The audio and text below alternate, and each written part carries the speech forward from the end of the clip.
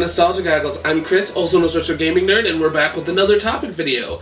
Today's topic's a lot more loose than the other ones, because today we're going to be talking about this guy, and why he was everywhere for a short amount of time. So, let's get right into it. This version of Link was everywhere, from statues at the Nintendo store, to on promotional art, and still being featured in Nintendo's eShop even after Breath of the Wild came out. Even still being featured on cards that I got earlier this year. This version of Link was even used in a tech demo for E3, meant to show off the Wii U's graphics and power.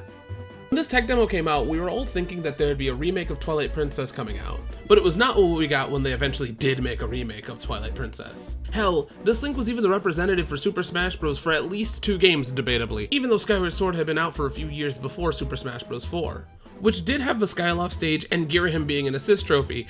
No, I did not get footage of Girahim as an assist trophy. I'm not taking the time to do that. Here's his trophy though.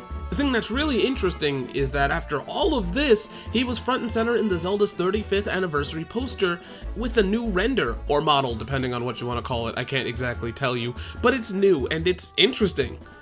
With all this being said, were they preparing for something? Was Nintendo planning a hardcore remake? Is this the Link for the Zelda movie? Was this some kind of conspiracy? No, it wasn't. And they probably will borrow some elements for the movie when it comes out, but we're not going to talk about that because there hasn't really been anything about it. But in truth, if they are going to go with the traditional Zelda movie that has nothing to do with Breath of the Wild, it most likely will be a Link that looks like this. But with all this being said, Zelda Twilight Princess was one of the best-selling Zelda games ever. Until Breath of the Wild came out, that is. Selling over 10 million copies between the GameCube, Wii, and Wii U. It makes sense to use this Link as the face of the series since it was the most popular Zelda game ever at the time. Does this make sense though? Yeah. Kind of. Wind Waker Link and Ocarina of Time Link were also used a lot back in the day, where Toon Link or Wind Waker Link style was used within multiple games, and Ocarina of Time Link was the first 3D Zelda game for a while, so it definitely does make sense that Twilight Princess would have its time in the sun. So with all that being said, if you like this type of content, I'm not normally going to talk about this kind of stuff. It may happen from time to time, but I do have somebody that does, and their name is Stuart. Yeah, one of my good friends, Stuart, does content very similar to this, just way more edited and funnier and has an ARG attached to it.